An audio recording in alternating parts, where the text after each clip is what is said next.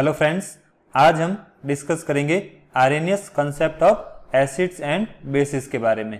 तो Arrhenius concept को समझने से पहले हम डिस्कस करेंगे एसिड्स और बेस का ओल्ड क्लासिफिकेशन। तो देखिए, पहले कंपाउंड्स को एसिड और बेस में कैटेगराइज करने के लिए कुछ पॉइंट्स बनाए गए थे और उन्हीं पॉइंट्स के बेसिस पर किसी भी कंपाउंड को एसिड और बेस के फॉर्म में कैटेगराइज किया जाता था। अब देखते हैं एसिड और बेस के लिए वो कौन कौन से पॉइंट्स है। तो सबसे पहले हम डिस्कस करते हैं एसिड के बारे में।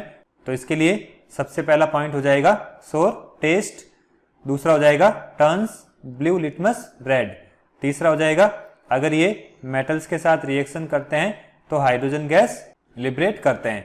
इसी तरह से एसिड्स इलेक्ट्रिसिटी को कंडक्ट करते हैं और अगर इन एसिड की रिएक्शन हम बेस के साथ करवाते हैं तो उस एसिड के जो एसिडिक कैरेक्टर्स हैं वो डिसअपियर हो जाएंगे और सॉल्ट फॉर्मेशन करेंगे। अब बात करते हैं बेस की प्रॉपर्टीज के बारे में। तो सबसे पहला पॉइंट हो जाएगा बिटर टेस्ट होता है इसका, दूसरा हो जाएगा टर्न्स रेड लिटमस ब्लू, तीसरा हो जाएगा इसका जो टच है वो सोपी होता है, मीन्स स्लिपरी होता है, उसमें चिकनाहट होती है। फिर आ जाएगा बेस जो है वो इलेक्ट्रिसिटी कंडक्ट करते हैं। और नेक्स्ट हो जाएगा अगर किसी बेस की रिएक्शन हम एसिड के साथ करवाते हैं तो उस बेस की जो बेसिक प्रॉपर्टीज हैं वो डिसअपियर हो जाएगी और वहां पर सॉल्ट फॉर्मेशन होगा।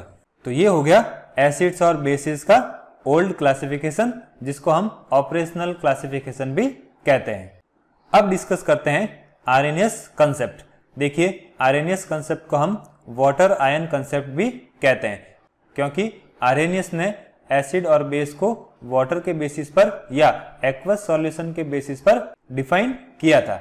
अब देखिए, आर्हेनियस ने 1884 में इलेक्ट्रोलाइट की प्रॉपर्टीज के बेसिस पर एक थ्योरी दी थी, जिसको हम कहते हैं आर्हेनियस थ्योरी ऑफ आयोनाइजेशन।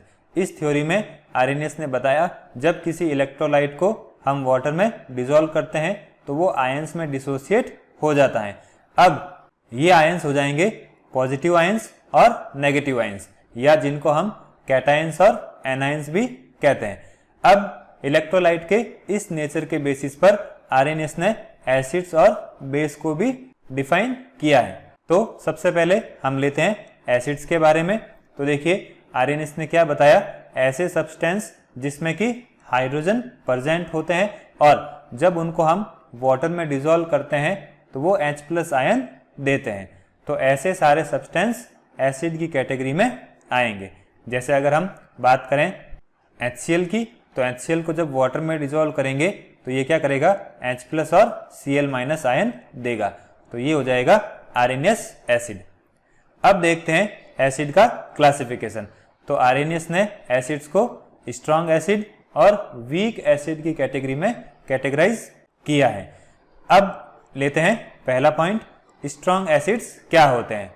तो देखिए, आर्हेनियस के अकॉर्डिंग स्ट्रॉन्ग एसिड्स ऐसे सब्सटेंस होते हैं जो कि वाटर में डिसॉल्व करने पर कंप्लीटली H+ आयन में डिसोसिएट हो जाते हैं। इनके एग्जाम्पल हो जाएंगे HCl, HNO3, H2SO4 एटसेट्रा। देखते हैं इनकी रिएक्शंस। तो देखिए, सबसे पहले बात करें HCl की, तो HCl को जब हम वाटर में डिसॉल्व करेंगे तो ये H+ और Cl- आयन में कंप्लीटली डिसोसिएट हो जाएगा। देखिए, कंप्लीटली डिसोसिएट होने का मीनिंग है ये H+ और Cl- आयन वापस कंबाइन नहीं होंगे। कह सकते हैं इनमें रिवर्सिबल रिएक्शन नहीं होगी, या हम कह सकते हैं इनमें सिर्फ फॉरवर्ड रिएक्शन ही होगी। इसी तरह से HNO3 H+ और नाइट्रेट आयन में डिसोसिएट हो जाएगा। और अगर हम H2SO4 को देखें तो ये 2 H+ आयन और एक सल्फेट आयन में डिसोसिएट होगा। अब बात करते हैं वीक एसिड्स की। तो देखिए, वीक एसिड्स ऐसे सब्सटेंसेस होते हैं जो कि वाटर में डिसॉल्व करने पर कंप्लीटली डिसोसिएट नहीं होते हैं, या हम कह सकते हैं वो स्मॉल एक्सटेंट में डिसोसिएट होते हैं। अब देखिए, कंप्लीटली डिसोसिएट होने का मीनिंग यहाँ पर क्या है। जैसे अगर हम एसिटिक एसिड की बात करें तो इसको जब हम वाटर में डिसॉल्व करते हैं तो ये एसीटेट आयन और H+ आयन में डिसोसिएट हो जाते हैं, लेकिन ये दोनों आयन क्या करते हैं, कंबाइन हो जाते हैं और कंबाइन होकर वापस एसिटिक एसिड बना देते हैं। या हम कह सकते हैं यहाँ पर फॉरवर्ड रिएक्शन और बैकवर्ड रिएक्शन दोनों होती हैं। तो इस तरह से इन रिएक्शंस में एक इक्विलिब्रियम स्टेबलाइज हो जाता है और ये एसिड कंप्लीटली डिसोसिएट नहीं हो पाते हैं। जबकि हमने स्ट्रॉन्ग एसिड के बेस में क्या डिस्कस किया था, वहां पर फॉरवर्ड रिएक्शन ही होती है। अब नेक्स्ट लेते हैं formation of hydronium ion in aqueous solution. देखिए कोई भी एसिड जब एक्वस सॉल्यूशन में H+ आयन डोनेट करता है तो वो H+ आयन क्या करता है, वाटर मॉलिक्यूल के साथ कंबाइन होके हाइड्रोनियम आयन या H3O+ आयन बना देता है। अब देखिए अगर हम वाटर की बात करें तो वाटर के ऑक्सीजन के पास क्या होते हैं, 2 लोन पेयर्स प्रेजेंट होते हैं। अब अगर प्रोटॉन की बात करें तो प्रोटॉन क्या करता है, इस ऑक्सीजन से इलेक्ट्रॉन पेयर एक्सेप्ट कर लेता है और क्या बनाएगा, H3O+ आयन। अब इसको हम रिएक्शन से समझते हैं। अगर हम HCl और H2O को मिक्स करें तो HCl की क्या टेंडेंसी होती है, H+ डोनेट करने की। ये H+ क्या करेगा, इस वाटर के ऑक्सीजन के पास जो लोन पेयर हैं वो एक्सेप्ट कर लेगा और क्या बनाएगा, H3O+ आयन। इसी तरह से एसिटिक एसिड की बात करें तो यहाँ का भी H+ क्या करेगा, वाटर के साथ रिएक्शन करके H3O+ आयन या हाइड्रोनियम आयन बनाता है। तो ये हो गया एसिड्स के बारे में। अब नेक्स्ट पॉइंट लेते हैं बेस के बारे में। तो आर्हेनियस के अकॉर्डिंग ऐसे सब्सटेंस जिनमें कि हाइड्रोक्सिल ग्रुप प्रेजेंट होता है और अगर हम उनको वाटर में डिसॉल्व करते हैं तो वो हाइड्रोक्साइड आयन या OH- आयन देते हैं। तो ये सारे कंपाउंड्स या सब्सटेंस बेसिस कहलाएंगे। अब देखते हैं क्लासिफिकेशन ऑफ बेसिस। तो देखिए आर्हेनियस ने बेस को भी 2 टाइप में डिवाइड किया है। पहली हो जाएगी स्ट्रॉन्ग बेस और दूसरी टाइप हो जाएगी वीक बेस। पहले डिस्कस करते हैं स्ट्रॉन्ग बेस के बारे में। तो स्ट्रॉन्ग बेसिस ऐसे सब्सटेंस होते हैं जो कि वाटर में डिसॉल्व करने पर OH आयन में कंप्लीटली डिसोसिएट हो जाते हैं। इसके एग्जाम्पल हो जाएंगे जैसे NaOH हो गया, KOH हो गया, एटसेट्रा। देखिए अगर हम NaOH को वाटर में डिसॉल्व करते हैं तो ये Na+ और OH- आयन में डिसोसिएट हो जाता है। तो ये आएगा स्ट्रॉन्ग बेस की कैटेगरी में। अब देखिए यहाँ पर जो रिएक्शन हो रही है उसमें ये आयन्स वापस कंबाइन नहीं होते हैं। तो हम कह सकते हैं यहाँ पर सिर्फ फॉरवर्ड रिएक्शन ही होती है। इस वजह से ये आयन्स कंप्लीटली डिसोसिएट हो जाते हैं। अब बात करते हैं वीक बेस की। तो वीक बेसिस ऐसे सब्सटेंस होते हैं जिनको अगर हम वाटर में डिसॉल्व करते हैं तो वो कंप्लीटली डिसोसिएट नहीं होते हैं, या हम कह सकते हैं उनका जो डिसोसिएशन हो रहा है वो स्मॉल एक्सटेंट में हो रहा है। ये हो जाएंगे इनके कुछ एग्जाम्पल, जैसे अमोनियम हाइड्रोक्साइड हो गया, कैल्शियम हाइड्रोक्साइड हो गया या मैग्नीशियम हाइड्रोक्साइड हो गया। अब देखते हैं इनकी रिएक्शन। अगर हम अमोनियम हाइड्रोक्साइड को वाटर में डिसॉल्व करते हैं तो ये अमोनियम आयन और हाइड्रोक्साइड आयन में डिसोसिएट हो जाता है, लेकिन ये दोनों आयन्स कंबाइन होकर वापस क्या बना देंगे, अमोनियम हाइड्रोक्साइड। मीन्स हम कह सकते हैं यहाँ पर फॉरवर्ड रिएक्शन और बैकवर्ड रिएक्शन दोनों होती हैं। तो इस वजह से अमोनियम हाइड्रोक्साइड कंप्लीटली आयन्स में डिसोसिएट नहीं हो सकता, इसलिए वो वीक बेस की तरह बिहेव करेगा। अब नेक्स्ट लेते हैं न्यूट्रलाइजेशन रिएक्शन। तो देखिए अगर हम आर्हेनियस कंसेप्ट को देखें तो जब एसिड और बेस एक दूसरे के साथ रिएक्शन करते हैं तो उनकी रिएक्शन से एक तो बनेगा सॉल्ट और उसके साथ बनेगा वाटर। अब देखते हैं इसका एग्जाम्पल। यहाँ HCl एसिड के फॉर्म में है और NaOH बेस के फॉर्म में। जब ये दोनों मिक्स होंगे तो यहाँ पर क्या बनेगा, NaCl जो कि सॉल्ट है और उसके साथ वाटर बनेगा। अब देखते हैं इनकी रिएक्शन कैसे होती है। तो देखिए जैसा कि हमने डिस्कस किया है, एसिड की टेंडेंसी क्या होती है, H+ डोनेट करने की। इसी तरह से अगर हम आर्हेनियस कंसेप्ट के अकॉर्डिंग बेस को देखें तो बेस की टेंडेंसी क्या होती है, हाइड्रोक्साइड आयन डोनेट करने की। तो इस तरह से ये दोनों H+ और OH- आयन मिलकर H2O बना देंगे और Na+ और Cl- आयन जो हैं वो दोनों कंबाइन होके सॉल्ट फॉर्मेशन करेंगे। अब देखिए यहाँ पर जो न्यूट्रलाइजेशन रिएक्शन हो रही है उसकी वजह से एसिड और बेस की जो कैरेक्टरिस्टिक प्रॉपर्टी है वो क्या हो जाती है, डिस्ट्रॉय हो जाती हैं। मीन्स जो सॉल्ट बनता है उसमें एसिड और बेस की प्रॉपर्टीज नहीं रहती हैं। अब लेते हैं नेक्स्ट पॉइंट, बेसिसिटी और प्रोटोसिटी ऑफ एन आरएनएस एसिड। देखिए जैसा कि हमने डिस्कस किया है, आरएनएस एसिड क्या होता है, ऐसे सब्सटेंस जो कि H+ डोनेट करते हैं। अब कोई भी सब्सटेंस कितने H+ डोनेट करेगा उसको हम यहाँ पर बेसिसिटी या प्रोटोसिटी के फॉर्म में रिप्रेजेंट करेंगे। तो इसकी डेफिनेशन क्या हो जाएगी, the number of H+ ions और H3O+ ions given by one molecule of an Arrhenius acid. Means कोई भी आरएनएस एसिड का एक मॉलिक्यूल कितने H+ या कितने हाइड्रोनियम आयन देता है, वो ही उस आरएनएस एसिड की बेसिसिटी या प्रोटोसिटी हो जाएगी। अब देखते हैं इसके एग्जाम्पल। पहला एग्जाम्पल हो जाएगा HCl का। तो देखिए HCl एक H+ डोनेट करता है तो इसकी बेसिसिटी या प्रोटोसिटी कितनी हो जाएगी, 1। इसी तरह से H2SO4 दो H+ आयन डोनेट करता है तो इनकी बेसिसिटी कितनी हो जाएगी, 2। H3PO4 के लिए बेसिसिटी की वैल्यू हो जाएगी 3। तो इस तरह से H+ आयन के बेसिस पर हम किसी भी आरएनएस एसिड की बेसिसिटी को फाइंड आउट कर सकते हैं। अब नेक्स्ट लेते हैं मोनो बेसिक या मोनोप्रोटिक क्या होते हैं, या पॉलीबेसिक या पॉलीप्रोटोनिक एसिड्स क्या होते हैं। तो देखिए जैसा कि हमने बेसिसिटी में डिस्कस किया है, कोई भी एसिड कितने H+ आयन डोनेट करते हैं उसके बेसिस पर हम उसकी बेसिसिटी फाइंड आउट करते हैं। अगर कोई भी एसिड एक H+ आयन डोनेट करता है तो उसको हम क्या कहेंगे, मोनो बेसिक या मोनोप्रोटिक। ये हो जाएंगे इनके एग्जाम्पल्स। अब देखिए अगर कोई भी एसिड दो H+ आयन डोनेट करता है तो वो हो जाएगा डाई बेसिक, या इसको हम डाईप्रोटिक भी कहेंगे। ये हो जाएंगे इसके एग्जाम्पल्स। फिर बात करते हैं ट्राई बेसिक की। तो ऐसे एसिड्स जो कि 3 H+ आयन डोनेट करते हैं वो आ जाएंगे ट्राई बेसिक या ट्राई प्रोटिक के कैटेगरी में। अब देखिए डाई बेसिक और ट्राई बेसिक को हम क्या कहेंगे, पॉली बेसिक। नेक्स्ट टॉपिक लेते हैं एसिडिटी और हाइड्रोक्सिटी ऑफ एन आरएनएस एसिड। तो देखिए जैसा कि हमने एसिड के केस में डिस्कस किया है, कोई भी एसिड कितने H+ आयन डोनेट करता है उसके बेसिस पर उसकी बेसिसिटी फाइंड आउट करते हैं। तो यही फैक्टर बेस के केस में रहेगा।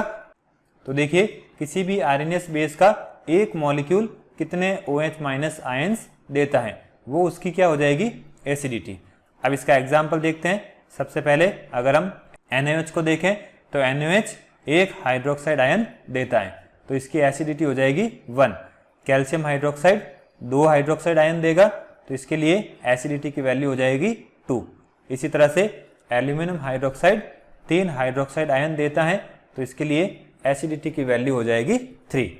अब नेक्स्ट लेते हैं मोनो एसिडिक या मोनोहाइड्रोक्सिक या पॉलीएसिडिक और पॉलीहाइड्रोक्सिक बेसिस क्या होते हैं। तो देखिए अगर कोई बेस एक हाइड्रोक्साइड आयन देता है तो उसको हम क्या कहेंगे, मोनो एसिडिक। ये हो जाएंगे इसके एग्जाम्पल। और पॉलीएसिडिक में आ जाएंगे डाई एसिडिक और ट्राई एसिडिक।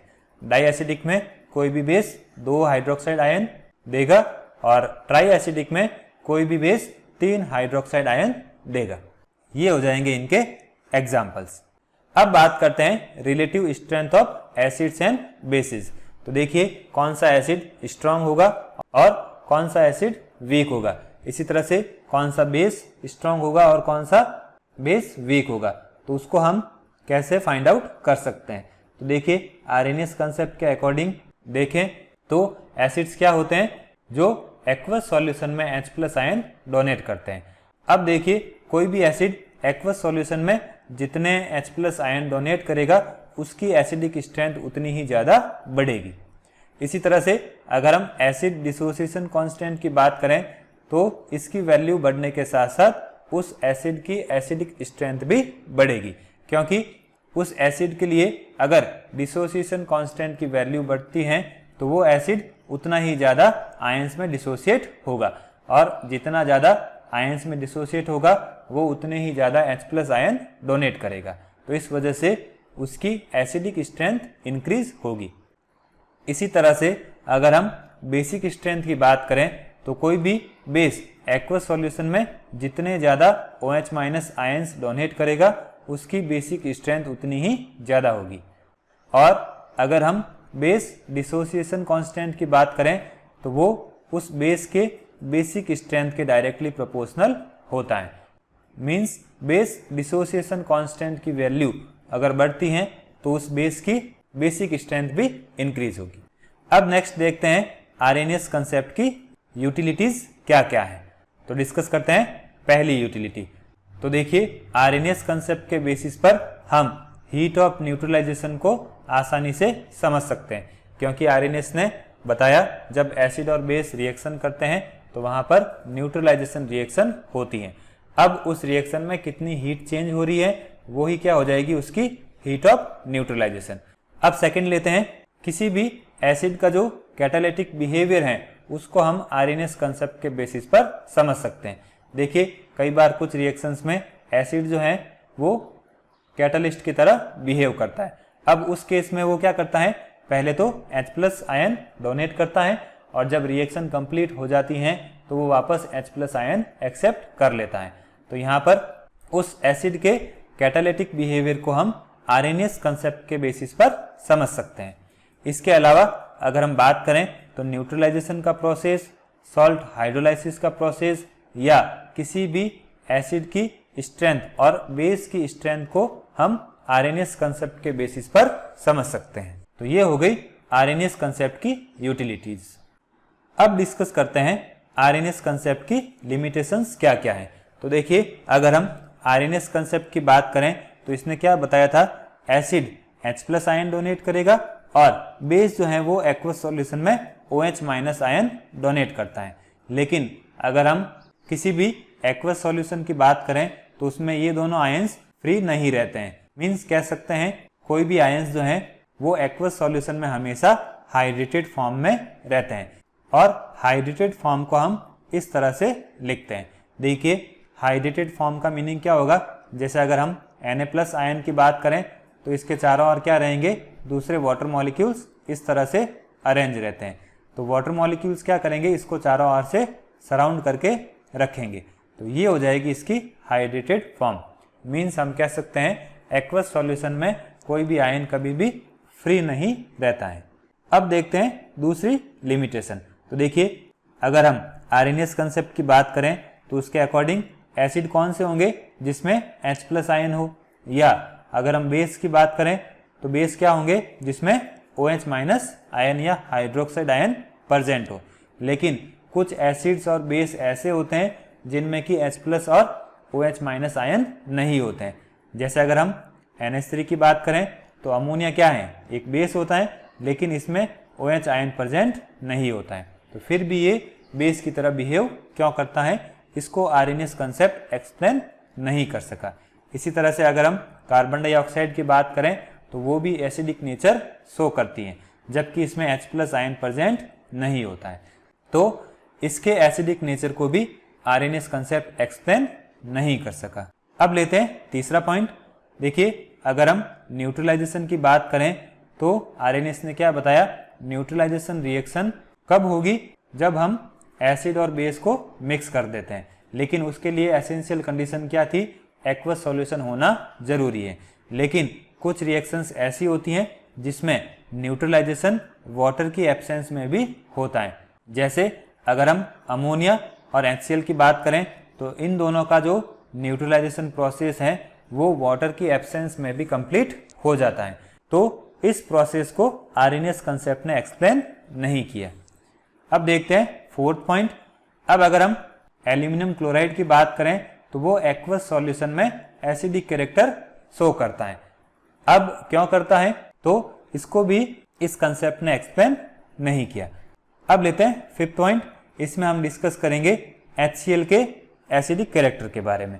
तो देखिए अगर हम HCl को एक्वस सॉल्यूशन में डिसॉल्व करते हैं तो वो H+ आयन डोनेट करता है और एसिडिक नेचर शो करता है। लेकिन अगर हम HCl को दूसरे सॉल्वेंट जैसे बेंजीन में डिसॉल्व करें तो HCl किस तरह का नेचर शो करेगा, या अगर हम HCl की गैसियस स्टेट की बात करें तो वो उसमें एसिडिक नेचर किस तरह से शो करेगा।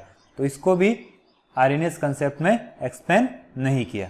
अब अगर हम नॉन एक्वस सॉल्वेंट्स जैसे लिक्विड NH3 हो गया, SO2 हो गया, तो इनमें किसी भी मटेरियल का एसिडिक और बेसिक कैरेक्टर कैसे फाइंड आउट करेंगे।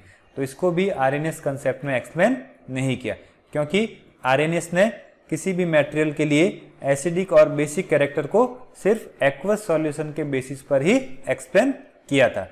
तो नॉन एक्वस सॉल्वेंट्स में किसी भी मटेरियल का एसिडिक और बेसिक नेचर क्या होगा, उसको आरएनएस कंसेप्ट ने एक्सप्लेन नहीं किया। तो ये हो गया आरएनएस कंसेप्ट के बारे में।